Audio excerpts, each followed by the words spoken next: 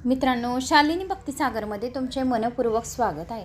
तर मित्रांनो, आज आपण या व्हिडिओच्या माध्यमाने ऐकणार आहोत भद्रायूची कथा, पारायणाचा 7वा दिवस, 7वा अध्याय, शिवलीला अमृत कथेमधला अध्याय 7वा, महाशिवरात्री विशेष पारायण सुरू आहे। तर बरेच जण ऐकत आहे, धन्यवाद, थँक्स।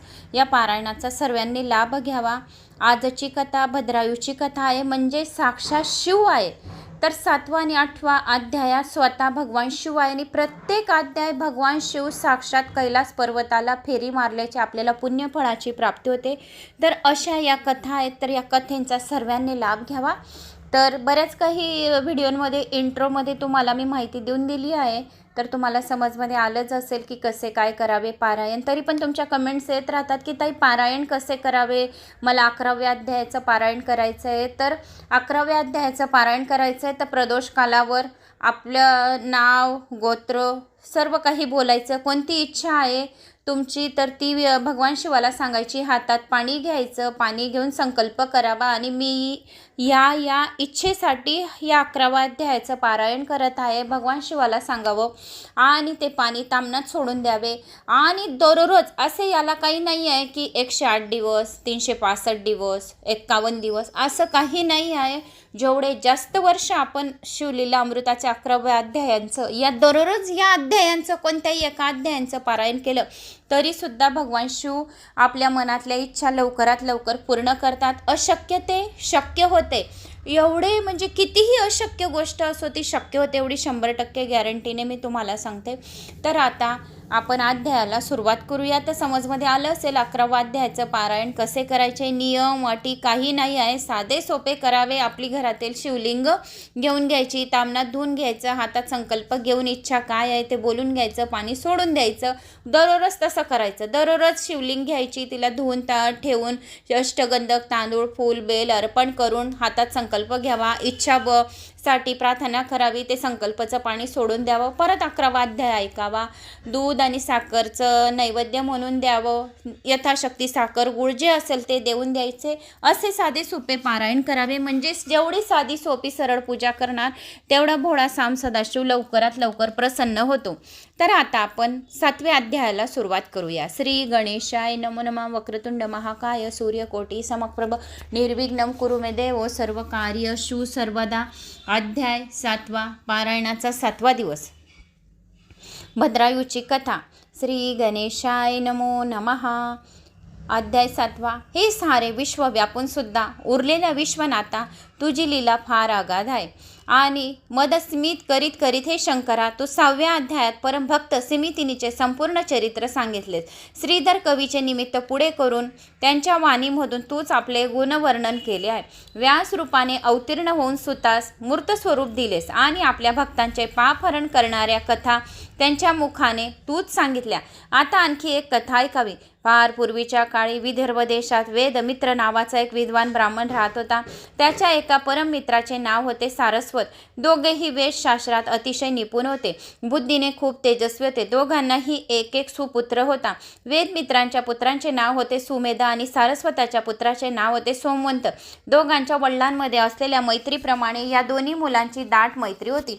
रोज दोघेही बरोबर विद्या अभ्यास करीत होते। अशा तऱ्हेने 16 वर्ष गेली। सुमेधा आणि सोमवंताची विद्या पूर्ण झाली होती।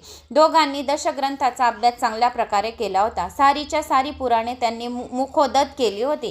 संहिता, पदक्रम, अरण, ब्राह्मण, छंद, निकंठ, ज्योतिष्य, कल्प, व्याकरण वगैरे सर्व विषयात दोघांनी उत्तम प्रकारे प्रावीण्य मिळवले होते। एके दिवशी वेद मित्र आणि सारस्वत दोघांनीही आपल्या मुलांना सांगितले, मुलांनो, तुमचा विद्याभ्यास आता पूर्ण झाला आहे, तेव्हा आता तुम्ही आपल्या राजाला जाऊन समक्ष भेटा आणि आपल्या अंगाच्या गुणांनी त्यांची कृपा प्राप्त करून आपल्या विद्येच्या जोरावर खूप संपत्ती मिळवा। मग एखादी चांगली सुयोग वधू पाहून तुमचा विवाह करून देऊ। आपल्या वडिलांचे आता प्रमाण मानून सुमेधा आणि सोमवंत दोघीही राजाच्या नगरात जाऊन राजाला भेटले। आपले विद्या भांडार दोघांनी राजापुढे मोकळे केले। दोघांची विद्वत्ता पाहून राजा खूप खुश झाला. त्या दोघांकडे बघत राजा त्यांना म्हणाला, मुलांनो, मी तुम्हाला सांगतो, ती गोष्ट ऐकाल तर मी तुम्हाला खूप खूप द्रव्य देईन. राजन, आज्ञा करावी. दोघे मित्र अतिशय आनंदाने व आदराने म्हणाले. तेव्हा राजा म्हणाला, नैषध्य नगरीला राजा चित्रगंध राज्य करीत आहे. त्यांच्या अतिशय सुंदर, चतुर व शिवभक्त अशा पत्नी सिमितिनीची कीर्ती सर्व जगात पसरली आहे. ती शंकराचे व्रत करीत आहे. नेहमी दाम्पत्याची पूजा करून मनोभावे करीत असते. तुमच्यापैकी एकाने श्रीवेश घ्यावा व नैषध्य नगरीला दाम्पत्य म्हणून जावे. सिमितिनी तुमची पूजा करून तुम्हाला खूप द्रव्य देईल. ते द्रव्य घेऊन तुम्ही पुन्हा माझ्याकडे यावे. तेव्हा मी तुम्हाला जे मागेल ते द्रव्य देईन. आपले आता माता, पिता, गुरु आणि राज्य यांची आज्ञा मोडू नये, असे शास्त्रात सांगितले आहे. हे राजाचे भाषण ऐकून दोघे कुमार एकदम म्हणाले, छे राजन, आपण आम्हाला अशी निंद्य गोष्ट करायला कदापि सांगू नका. एखाद्या पुरुषाने स्त्रीचा वेश धारण केला आहे असे लक्षात येताच सचैव स्नान करावे, असे आपल्या शास्त्रात सांगितले आहे. हे दृश्य पाहणाऱ्या लगोलगच अधपात होतोच. पण जो पुरुष हा वेश घेतो तो जन्मजन्मी स्त्री म्हणून जन्माला येतो. म्हणून असले अनुचित कर्मकार्य आम्हाला लावू नका. असे नित्य कृत्य करून धन मिळवण्यापेक्षा आम्ही सतकृत्याने व सन्मार्गाने वाटेल तेवढे धन मिळेल असे आम्हाला पक्का विश्वास आहे. आमच्या दारातील विद्येची कामधेनू सोडून आम्ही असे निंद्य कर्म कधीही करणार नाही. खरोखर मात्यापित्याहून विद्या अतिशय श्रेष्ठ आहे. संकटात, अडचणीत, प्रवासात ती मदत करते. विद्येमुळे मोठमोठे राजे लोकही विद्यावंतात अतिशय नम्र होता. ज्याला विद्या नाही तो पुरुष म्हणजे एखादे कोरडे पाषाण आहे, शेपूट नसलेला पशुच आहे, जिवंत असून मेलेला आहे. याने या पृथ्वीवर जन्म घेऊन आईला उगाचच त्रास दिला आहे. त्याची तोंडही कधी कोणी पाहू नये, असे आपल्याला शास्त्रात सांगितले आहे. दोन्ही कुमारांनी अनेक तऱ्हेने राजाला समजवण्याचा खूप प्रयत्न केला, परंतु राजहट्टापुढे त्याचे काहीही उपाय चालले नाही. मग राजाने अतिशय सुंदर व नवीन वस्त्र आणि अलंकार मागवले आणि सारस्वत पुत्र सोमवंताला स्त्रीवेश दिला. राज्याने आज्ञेप्रमाणे हे दाम्पत्य सोमवारी संध्याकाळी सिमितिनीच्या शंकराच्या व्रतेच्या पूजेच्या वेळेला नैषध्य नगरीला आले. रंभा उर्वशीपेक्षा सुंदर असणाऱ्या सिमितिनीने सर्व स्त्रिया श्रेष्ठ अशी कीर्ती सर्वत्र मिळवली होती. रेणुका, जानकी किंवा कृष्ण भगिनी द्रौपदीसारखी ती सुद्धा अतिशय महान पतिव्रता होती.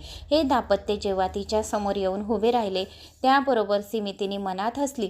तिला अंतर्ज्ञानाने कळले की हे खरे दाम्पत्य नसून दोघे पुरुषच आहे. म्हणून पण तिने शंकराची नेहमीप्रमाणे अतिशय मनोभावे प्रार्थना केली आणि मग शंकर पार्वती म्हणून त्या दोघांची पूजा केली.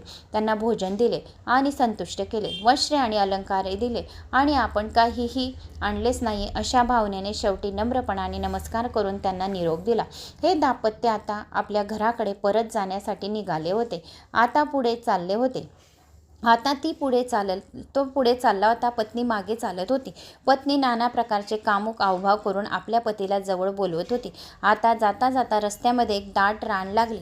तेव्हा सुमेधेचा हात स्त्रीरूप असलेला सोमवंताने धरला आणि अतिशय व्याकुळ स्वरात विनवले, हे पतिदेवा, आता या दाट अरण्यात आपल्याला हवा असेल तसा एकांत आहे, तर कामज्वरेने मी भयंकर त्रस्त झाली आहे.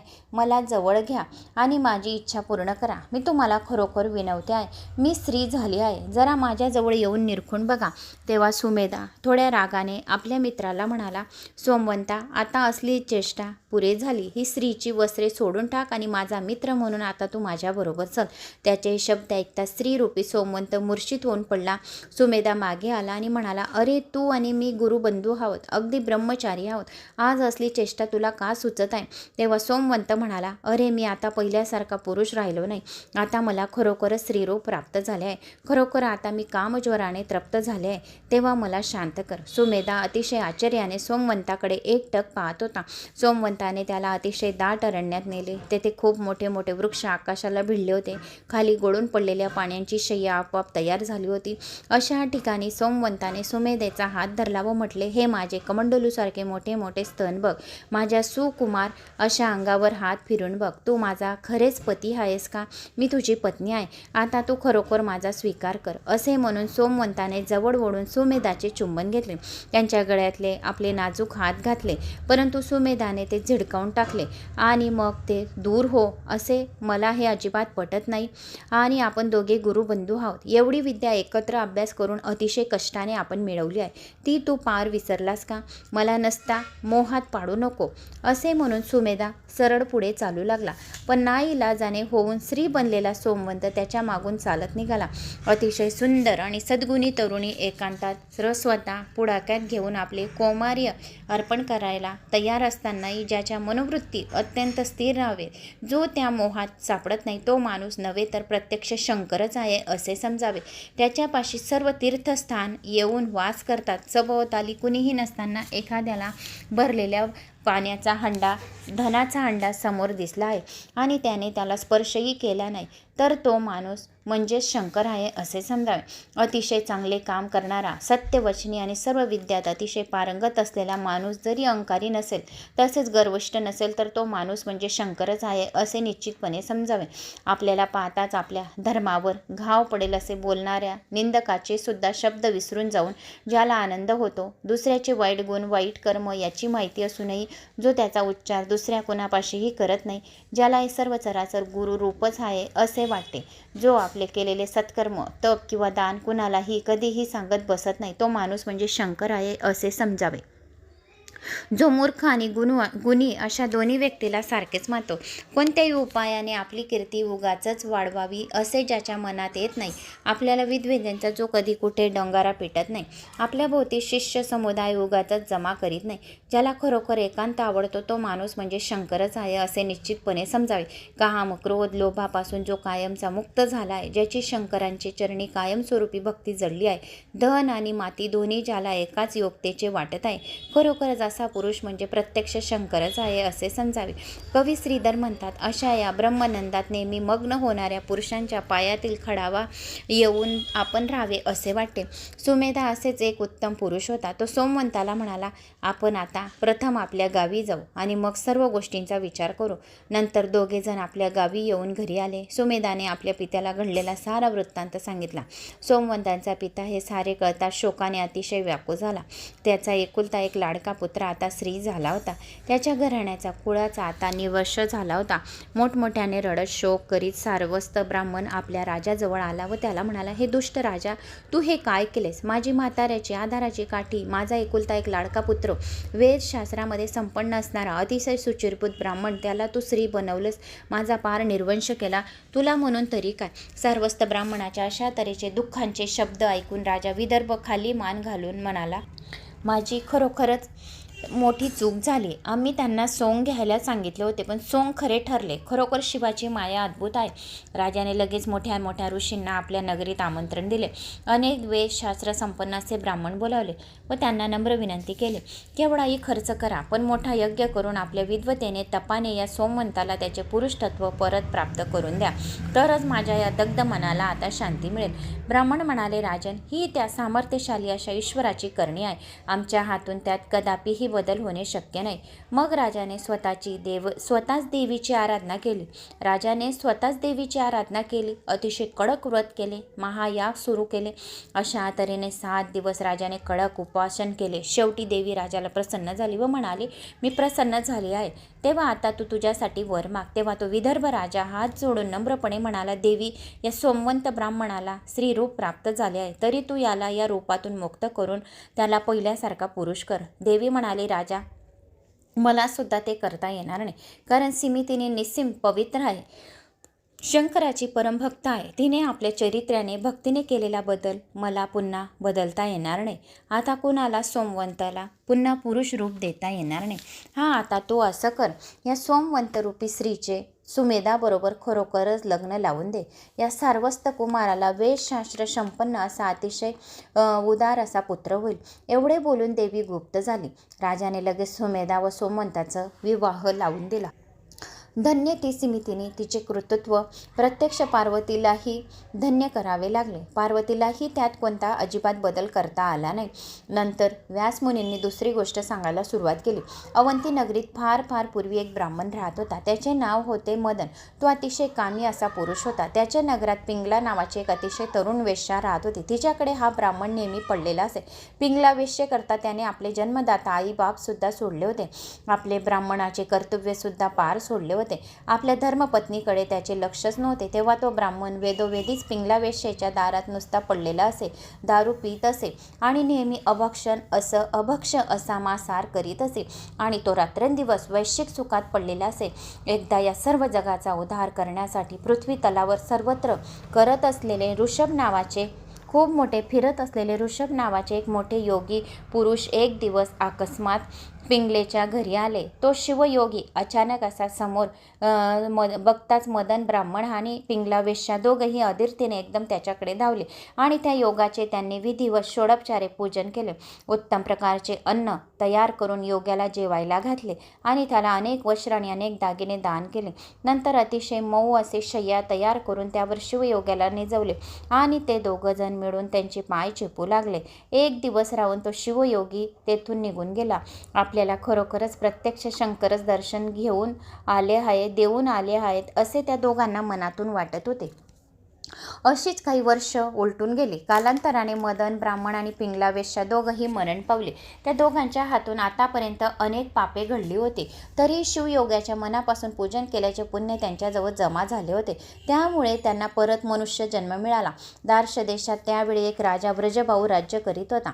त्याच्या आवडत्या पटराणीचे नाव होते सुमिती. मदन ब्राह्मणाने सुमितीच्या पोटी जन्म घेतला आणि पिंगला वेश्येने कीर्तिमालिनी या नावाने महासती शिवभक्त अशा सुमितीनीच्या पोटी जन्म घेतला. मदन ब्राह्मणराणी सुमितीच्या गर्भात असतानाच त्यांच्या सावत्र आया त्यांच्यासारखा द्वेष करू लागल्या होत्या, कारण त्यांना अजून मूल झाले नव्हते आणि पटराणी सुमितीला जर पुत्र झाला तर ती राजाची फार लाडकी होईल आणि राजा आपल्याकडे फार दुर्लक्ष करेल असे वाटून त्यांनी एके दिवशी संधी साधून सुमितीच्या अन्नात विष मिसळून तिला खायला दिले. सवतीची इच्छा होती की सुमिती राणी मरून जावी, पण घडले वेगळेच. त्या मायलेकरांच्या अंगावर मोठमोठे फोड उठले, त्यातून सारखे रक्त आणि पू वाहू लागले. राजाने देशोदेशीचे निष्णात असे वैद्य आणून औषधी दिली, पण त्यामुळे काही केल्या थोडा सुद्धा फरक पडेना. छोटा बाळ दुःखाने एकसारखा रडत असे आणि आता या जखमांच्या या वेदना सहन करण्यापेक्षा मृत्यू यावा असे राणी सुमितीला सारखे वाटत असे. बाळ एकसारखे रडायचे, त्यामुळे राजाला थोडीसुद्धा स्वस्थ झोप लागली नव्हती. शेवटी तो राणीला आणि मुलाला कंटाळला आणि एके दिवशी दोघांना रथात बसून त्याने घोर अरण्यात गेले आणि तेथे त्यांना सोडून दिले. रथ परत नगरीत निघून आला. रानात अजिबात मनुष्य वस्ती नव्हती. तेथे वाघ सिंह हिंडत होते. बाळाला आपल्या कडेवर घेऊन राणी सुमिती वेड्यासारखी त्या रानात इकडे तिकडे भटकत होती.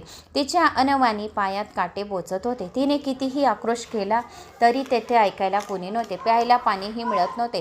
त्यात तिच्या अंगाच्या जखमा जास्त ठणकू लागल्या होत्या. शेवटी देवाला शरण जाऊन सुमिती राणी त्याला म्हणाली, हे कैलासपती, हे जगताला वंद्य असणाऱ्या शंकरा, नेहमीच भक्तांच्या कैवारी घेणाऱ्या शिवा, तुझी मंगलकीर्ती त्रैलोक्य सतत गात असते. तू विश्व व्यापून सर्वत्र उरलेला आहेस. तू म्हणजे गुणाचा महान असा सागर आहे. तू या जगाचा गुरु आहे. ही सर्व अगम्य अशी माया सांभाळणारा तूच आहे. मग माझा हा आर्तटाहो तुझ्या कानावर अजिबात येत नाही का? हे सदाशिवा, माझी तुला अजिबात दया येत नाही का रे? मी आता काय करू? हा हिंस वाघ सिंहांनी मारलेल्या कान फोडून टाकणाऱ्या भयंकर आरोळ्या ऐकून माझी छाती भीतीने फार धडधडते आहे. आता मी कुठे जाऊ? सांग तरी देवा मला. असा त्या दुःखी सुमितीचा आक्रोश ऐकून पशु पक्षीसुद्धा रडू लागले. नंतर ती जेव्हा मूर्छा येऊन जमिनीवर पडली तेव्हा वृक्ष आणि पक्षी तिच्यावर छाया धरत असत. पक्षी आपल्या चोचीने आणि पाणी आणून ते बाळाला पाजीत असत आणि त्यांच्या अंगावर शिपडत असत. काही पक्षी गोड गोड फळांचा रस आणून बाळांच्या तोंडात घालीत. वनगाई आपल्या झुपकेदार आणि केसाळ अशा शेपटीने त्याला वारा घालीत असत. रात्री प्राण्यांपासून त्यांचे रक्षण करीत असत. अशा तऱ्हेने त्या रानात त्या सर्वांच्या सहवासात राणी व बाळ राहत होते. एक दिवस धष्टपुष्ट अशा चांगल्या बैलांवर माल टाकून व्यापारींसाठी त्या रानातील रस्त्याने निघालेली आली होती. तेथे एक वेश्य राजा राज्य करीत होता. त्याचे नाव होते पद्माकर. त्याने सुमितीला आपल्याकडे बोलावले आणि तिची सगळी हकीकत विचारली. सुमिती राणीने अगदी प्रथमपासून सर्व घडलेली हकीकत राजाला सांगितली. ती ऐकून पद्माकर राजाला सुद्धा फार वाईट वाटले. त्याच्या डोळ्यातून एकसारखे टपटप अश्रू पडू लागले. कर्माची गती किती गहन आहे असे तो मनातल्या मनात स्वतःशीच म्हणाला. व्रजभाऊसारखा बलाढ्य राजाची असलेली पटराणी अनाथासारखी या वनात एकाएकी पडली आणि दीन होऊन शेवटी माझ्याकडे आश्रयाला आली. या घटनेला केवळ कर्मगती म्हणायचे नाही तर दुसरे काय म्हणणार. राजाने सुमितीला आपली धर्मकन्या मानले आणि आपल्या राजवाड्या शेजारीच तिला राहायला एक जागा दिली. त्यानेही आपल्या राज्यातील निष्णात वैद्य म्हणून उपचार केला, पण त्या उपचारांनी ते फोड बरेच झाले नाहीत. बिचारा राजपुत्र रात्रंदिवस निस्ता तळमळत होता. शेवटी त्या व्याधीने राजपुत्राचा प्राण घेतला आणि शोकात याशाने सुमिती आणि राणी मोठमोठ्याने रडू लागले. माझे अनमोल रत्न गेले म्हणून अतिशय शोक करू लागले. लगेच शेजारी पाजारी तिच्या भोवती जमा झालेले राजा पद्माकरही तेथे आले. सर्वजण परोपकाराने तिची समजूत घालत होते, पण ती सारखी रडतच होती. तेवढ्यात अचानक एक शिवयोगी तेथे आला. एखाद्याच्या भुकेने प्राण कासावीस झाले असता तसे खिरेचा समुद्र त्याच्या पुढे दिसावा किंवा एखाद्या दुर्लभाचे घर शोधत शोधत चिंतामणी स्वतःच्या पुढे यावा, तसे वेळी असलेल्या शोधत असलेल्या त्यावेळी असलेल्या सर्वांना असे वाटत होते. राजा पद्माकर अतिशय नम्रपणे पुढे आला. नंतर सुंदर आसनावर त्याला बसवून त्याची मनोभावे पूजा केली. सुमितीची हकीकत ऐकल्यावर शिवयोग्याने ऐकली आणि तिला गंभीरपणे सांगितले, हे मुली, तू आता तुझा शोक आवर. तू अशी उगाचच का रडत आहे? त्याचा व तुझा असलेला संबंध संपला. तो आता या देहातून निघून गेला. तुझे पूर्वजन्माचे पुत्र, पती, जन्मदाता, पिता आता कुठे आहेत तुला माहीत आहे का? 84 लक्ष योनी प्रवास करताना फिरत फिरत तू येथे आली आहेस. त्या मागील जन्मातले तुझे सखे सोयरे आप्त आता कुठे आहेत? बरं, ते तुझ्याकडे कुठून आले होते आता कुठे गेले आहेत? मला सांग बरं. अशा तऱ्हेने तू पुन्हा आणखी जन्म घेशील. पण मग आता तू कुणासाठी शोक करीत आहेस? आपण ज्या ज्या योनीत जन्म घ्यावा त्या ठिकाणाचा कुळाचा अभिमान मनात धरून प्राणी उगाचच नाचतात. पण आपण या योनीत कोठून उत्पन्न झालो असा प्रश्न तो स्वतःला कधी विचारत नाही. हा तुझा पुत्र, हा तू कोठून आणलास ते तू सांग बरं. आणि मृत्यू होऊन तू आता कुठे गेला आहे ते तुला माहीत आहे का? आणि तू हे जमलेले सर्व लोक मृत्यूनंतर कुठे जाणार आहे ते सांगता येईल का? आणि पुढच्या जन्मात कोणत्या योनीत जन्म घेणार आहे हे तुला माहीत आहे का? आत्मरूपी शिव हा एकच फक्त शाश्वत आहे आणि हे मानव अगदी क्षणभंगुर आहे, नाशवंत आहे. असले शरीर नष्ट झाले म्हणून तू शोक करते. असे करणे बरोबर आहे का? हे तू स्वतःच्या मनालाच विचारून मग मला सांग. आत्मा अविनाशी आहे. तो कुणाचा भाऊ नाही, तो कुणाचा पुत्र नाही, तो कोणत्याही नात्यात बांधलेला नाही. ज्या शरीराकरता हा तू शोक करत आहेस ते तर आता तुझ्या पुढेच पडले आहे. मग शोक कशाचा करायचा? तळ्याच्या, नदीच्या किंवा सागराच्या जळात अनेक लाटा उसळतात, फुटतात आणि लगेच नष्ट पावतात. त्याचप्रमाणे हे आपले जीवन म्हणजे मृगजळ आहे. हे सत्य कसे होईल? चिंत्रातल्या वृक्षातील छायेसाठी कोणी कधी बसला आहे का? चित्रातल्या अग्नीने कुणाचे घर जाळले आहे का? चित्रातल्या धुतडी करून वाहणाऱ्या नदीत कुणी वाहून गेला आहे का? विचार करून तू मला सांग बरं. वंद्या स्त्रीच्या पुत्राने कधी द्रव्य आणून भीष्माची कन्या मारुतीला अर्पण करून गंधर्व नगरातले वराड या प्रसंगी आणून कुणी असे लग्न कधी लावले आहे का? वाऱ्याच्या अति भव्य मंडप शिवून वायूचा मजबूत व मोठा दोर करून त्यांना घट्ट बांधून दिशांच्या दिव्य भांड्यात आकाशाची अप्रूप अशी फुले कोणी भरली आहेत का?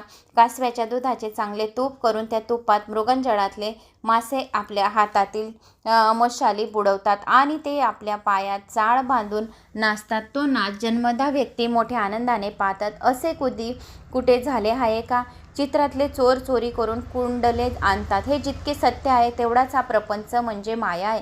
म्हणजेच हे दिसणारे सर्व खोटे आहे. मग जे मुळातच खोटे आहे, मग त्यांचा शोक कशासाठी करायचा? आपले हे शरीर म्हणजे रोगाचे भांडार आहे. अनेक प्रकारच्या कृमी कीटकांचे माहेर आहे. केशरूपी वृक्षांचे जंगल येथे माजलेले आहे. आपले शरीर म्हणजे पापांचा समुद्र आहे किंवा भ्रांतीचे आकाश आहे. भून, घाण, मांस, रक्त यांनी आपल्या शरीरातील अस्तांची मोडी लिपली आहे.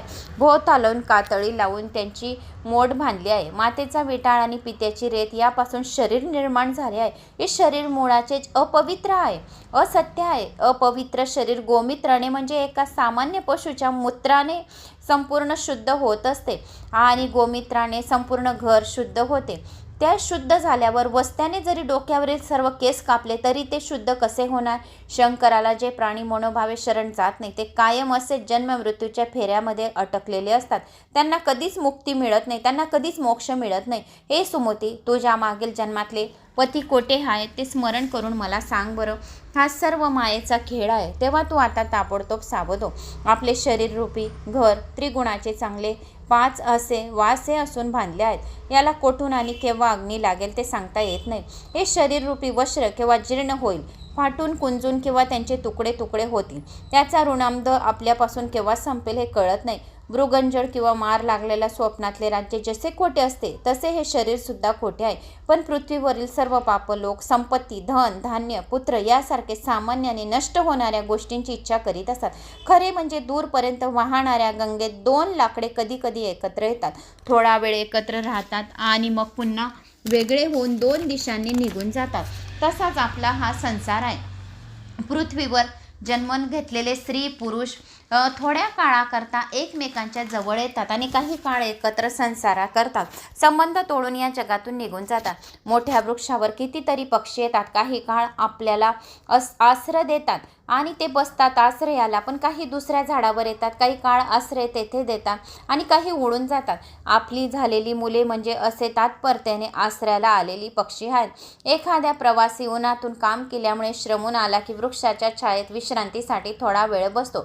ऊन संपले की त्या झाडाखालून उठून पुढे चालू लागतो. त्याचे भाऊ आणि नातेवाईक त्या झाडाखाली क्षणभर आलेल्या पास्ताप्रमाणे असतात. मायेच्या प्रपंचरूपी वृक्षावर जीव आणि शिव हे 2 पक्षी असेच बसलेले असतात. त्यापैकी शिव हा पक्षी नेहमी सावध चित्ताने बसलेला असतो. जीव हा पक्षी मात्र प्रपंचावर लावलेली मोहून घेणारी विषयरूपी फळे पाहताच भुलून जातो. फळांच्या मोहामध्ये स्वतःलाही विसरून जातो आणि मग स्वतःच त्यावर जन्म मरण्याचे फेरे गुंफत राहतो. त्यापैकी एकदाच पुण्यवान सद्गुरूला शरण जातो आणि शिवपक्षी होऊन शंकराची मनोभावे भक्ती करतो आणि या मायेच्या विषय सागरामधून तरून जातो. त्या शिवयोग्याकडून असे निरूपण ऐकल्यावर भारावलेली सुमती मुलांच्या प्रेताजवळून उठली आणि तिने त्या योग्याचे पाय धरले. मग गहिवरलेल्या आवाजात ती त्या योगाला म्हणाली, तू म्हणजे साक्षात शंकर आहे. खरोखर तुझे ज्ञान अगाध आहे. भक्तांच्या रक्षणाकरता प्रत्यक्ष शिव तुझ्या रूपाने येथे प्रकट झाला आहे असे मला वाटत आहे. आता तुला जे योग्य वाटले ते तू कर. मग योगाने सुमितीला मृत्युंजय मंत्र सांगितला. नंतर आपल्या हातात भस्म घेऊन त्यावर मंत्र घातला आणि ते भस्म सुमितीला तिच्या सर्व अंगावर लावायला सांगितले. सुमितीने तसेच केले. ती रंभा उर्वशी अप्सरापेक्षा अतिशय सुंदर दिसू लागली. मग परत येऊन त्या शिवयोगाने मृत्युंजय मंत्राने भस्म पवित्र करून त्या बाळाच्या सर्व अंगाला लावले. त्याबरोबर ते मृत पडलेले बाळ जिवंत झाले आणि तोही 32 लक्षणांनी युक्त असा सुंदर बनला. मग योग्याने सुमितीला नियमितपणे शंकराचे ध्यान आणि उपासना करायला सांगितली. परीस लागल्याबरोबर ज्याप्रमाणे लोखंडाचे सोने होते त्याप्रमाणे शिवयोग्याच्या कृपेने राणी सुमती आणि तिचा बाळ असे दोघंही निरोगी आणि अतिशय सुंदर बनले.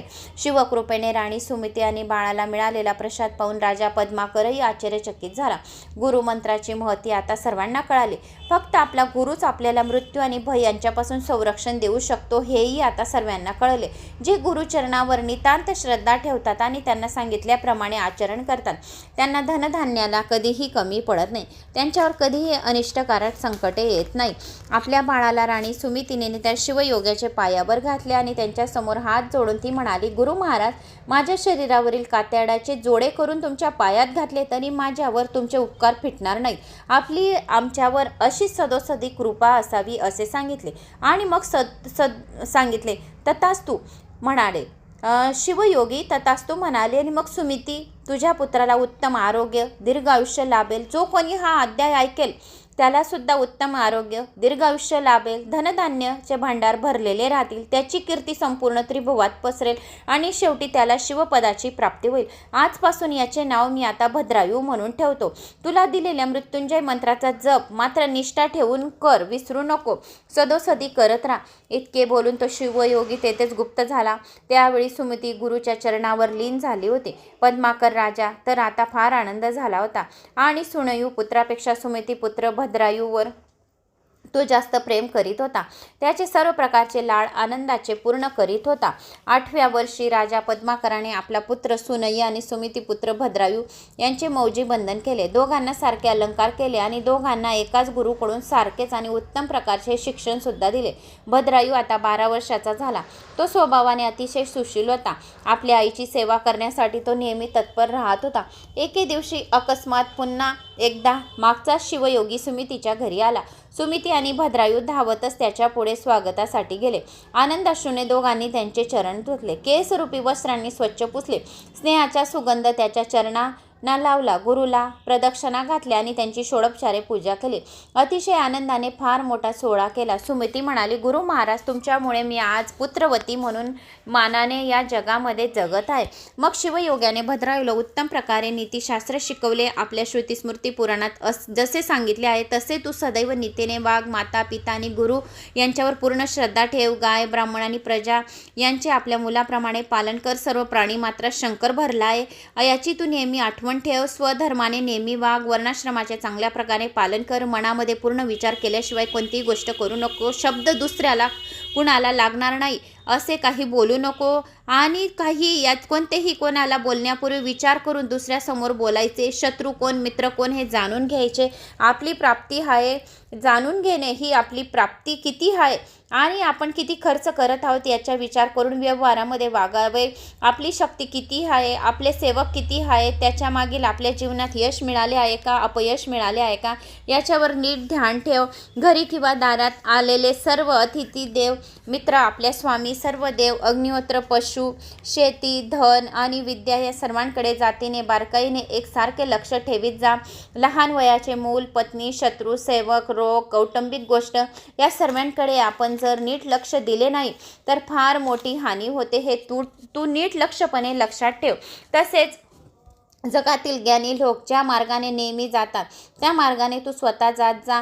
आपल्या आई वडील आणि योगी पुरुषांची तू स्वतः कधीही निंदा करू नको. वैष्णवदेव करण्याच्या वेळी जर एखादा अतिथी आपल्या दारात आला तर त्याची तू जातोपात वगैरे काही न विचारता आनंदाने अन्नदान कर. शंकरासाठी म्हणूनच सर्वांनी नेहमी अन्न वस्त्राचे दान करीत राहा. दुसऱ्याला तू स्वतः होऊन कधी त्रास देऊ नको. गो ब्राह्मणाचे रक्षण कर. दुसऱ्यांची निंदा आणि वादविवाद करणे सोडून दे. भगवान शंकराचे रक्षण कर.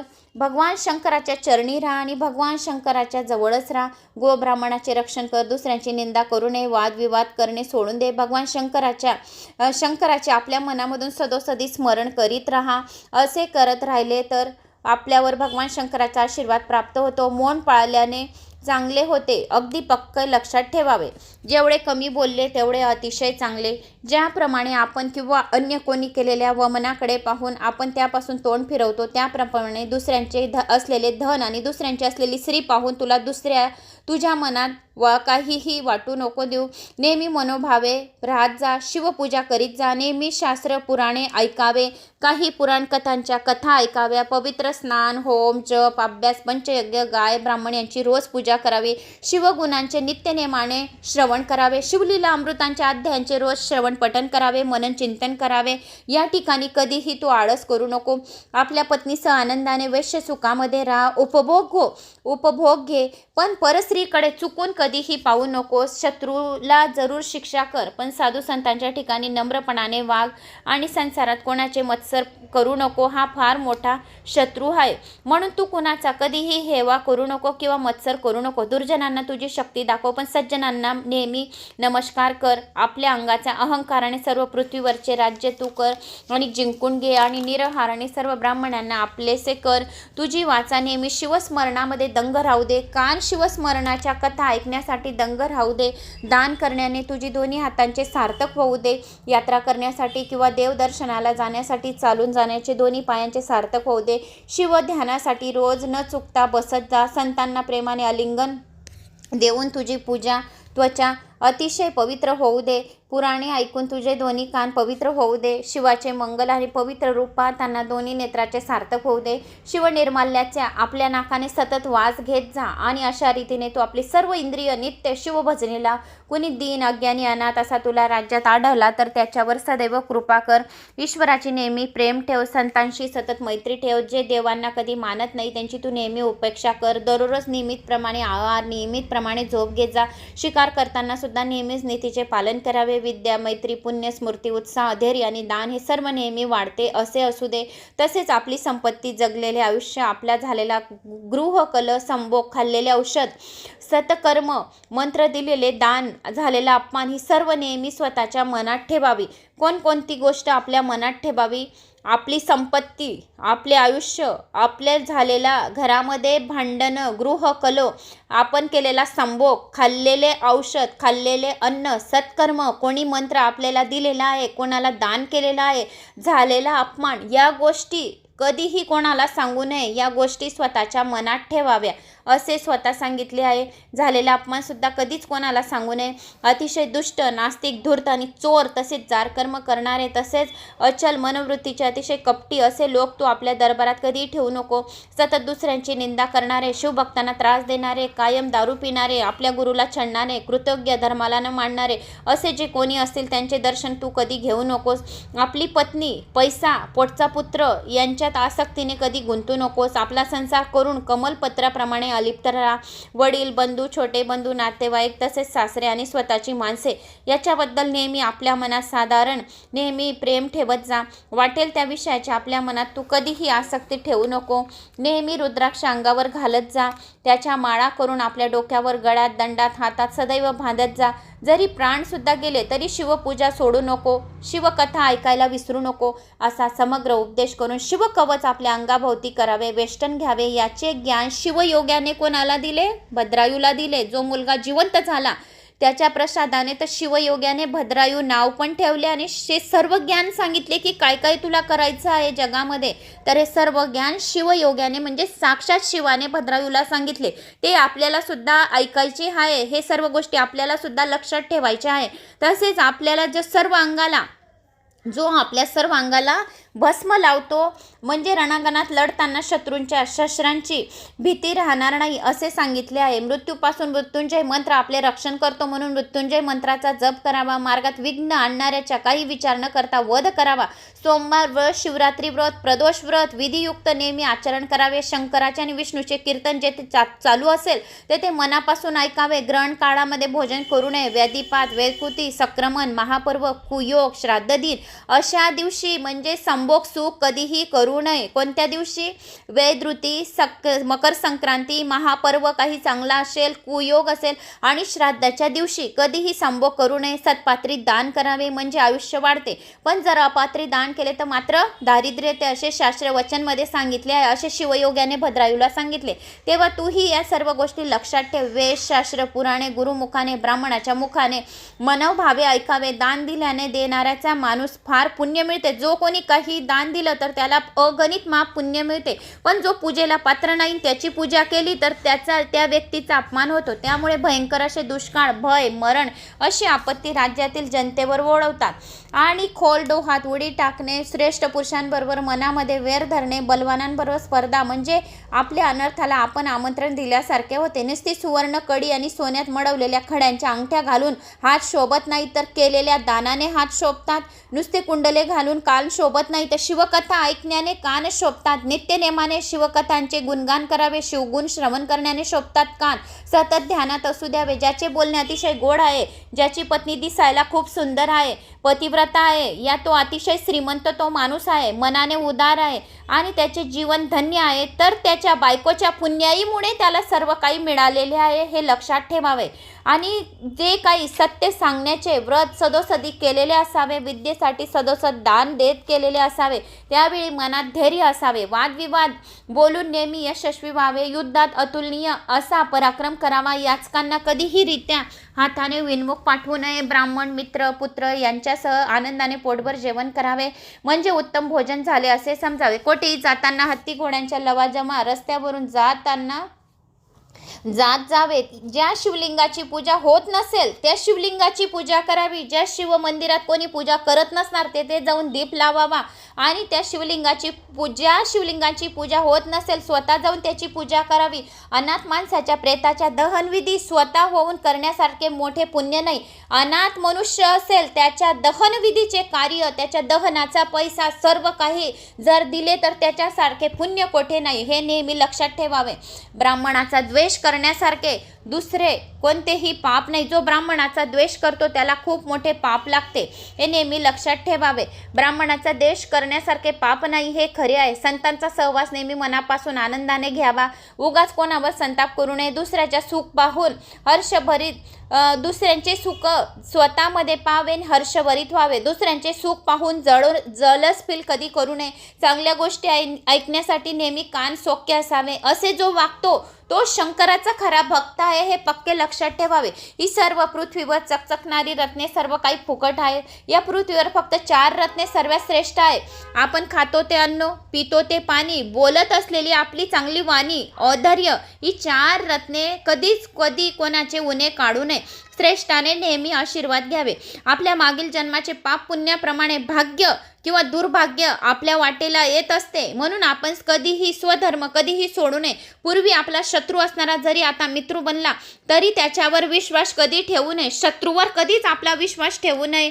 शत्रू असणारा जरी आता आपला मित्र बनला आहे तर त्याच्यावर विश्वास ठेवू नये. आई ज्याप्रमाणे आपल्या पोटातील गर्भाला जपते त्याप्रमाणे अत्यंत काळजीप्रमाणे प्रजेचे पालन करावे. आपला गुरु सदाशिव एकच आहे सतत समजावे. संपत्तीचा विद्येचा गर्व कधीही करू नये. माणसाची शोभा म्हणजे त्याचे प्राप्त झालेले स्वरूप असते. स्वरूपाचे अलंकार हे त्याच्या ठायी असलेले सद्गुण असतात. गुणाचे अलंकार म्हणजे मिळवलेले ज्ञान असतात. ज्ञानाचे भूषण म्हणजे केलेली क्षमा आणि शांती असते. कायमचे ध्यानात ठेव. कुल, शील, विद्या, पैसा, राज्य, तप, तारुण्य या 8 गोष्टी स्वतःला कधीही थोडा सुद्धा अहंकार येऊ देऊ नये. आपल्याजवळ जो पैसा आहे, आपल्याजवळ जे राज्य आहे, आपण केलेले जे तप आहे आणि आपल्याजवळ जे तारुण्य आहे, आपले कुल, शील, विद्या यांचा कधीही गर्व करू नये. अशा प्रकारे शिवयोग्याने म्हणजे साक्षात शिवाने भद्रायूला अशा उत्तम प्रकारे सर्व समजावलं, नीती मार्ग समजावला. शिवयोग्याने केलेल्या उपदेशाप्रमाणे जो या जगामध्ये वागत असेल त्याला सर्व सुख लगेच प्राप्त होतील. या अध्यायात स्वतः प्रत्यक्ष कैलासनाथ हे वास्तव्य करीत आहेत. या अध्यायाचे पारायण करणे, या अध्यायाला श्रवण करणे, या कोणाला हा शेअर करणे, या श्रवण पठन करणे म्हणजे साक्षात शंकराला प्रदक्षिणा घालण्याचे पुण्य आहे. अशी जो पारायणे नित्यनेमाने करेल त्याला यशस्वी निश्चित लाभेल. त्याला प्रत्येक कार्यात यश होईल. धनधान्याचा साठा त्याच्या घरात भरलेला राहील. ही कथा म्हणजे साक्षात हिमालयाला पर्वताला एक फेरी मारल्याचे पुण्य आहे. भक्ती ही त्याची कन्या महान शक्ती देवी पार्वती आहे. या पार्वतीचे पाणी ग्रहण करून शंकर येथे शूरश्री गृह राहिलेले आहे. या पुढील कथेत आता भद्रायू शिवयोगी कृपा. आता आपण पुढील अध्यायामध्ये ऐकूया भद्रायूच्या लग्नाची कथा ऐकूया. आता भगवान शंकरांनी भद्रायूला काय काय उपदेश दिलेले आहे म्हणजे आपल्याला पण ऐकायचे. आता भद्रायूच्या लग्नाची कथा काय आहे ती पुढच्या अध्याय म्हणजे 8व्या अध्यायात आपण ऐकणार आहोत. तर मला अशी आशा आहे की तुम्ही साक्षात कैलास पर्वताला फेरी मारून घेतली आहे, साक्षात प्रदक्षिणा करून घेतलेली आहे. ही पारायणे साक्षात अमृत समान आहे. तर जास्तीत जास्त जणांना महाशिवरात्रीसाठी शेअर करा आणि कमेंट्स बॉक्समध्ये आपल्या गावाचे नाव, हर हर महादेव, ओम नमः शिवाय, जय श्री महाकाल करायला विसरू नका. अध्याय मोठा होता तर सर्वांनी व्यवस्थित आरामाने, मी हळूवार वाचला आहे तर आरामाने समजला असेल असं मला वाटत आहे. काही प्रश्न असतील तुमचे करू शकता. मी तुम्हाला प्रत्येक प्रश्नावर कमेंट्सवर उत्तर देतच राहते. तरी पण काही जर मनात शंका असेल, कुशंका असेल तर करू शकतात. तुम्हाला नक्की उत्तरं भेटतील त्याचे. तर आता कमेंट्स बॉक्समध्ये आणि शेअर करायला विसरू नका. सबस्क्राईब नक्की करा. जय श्री महाकाल.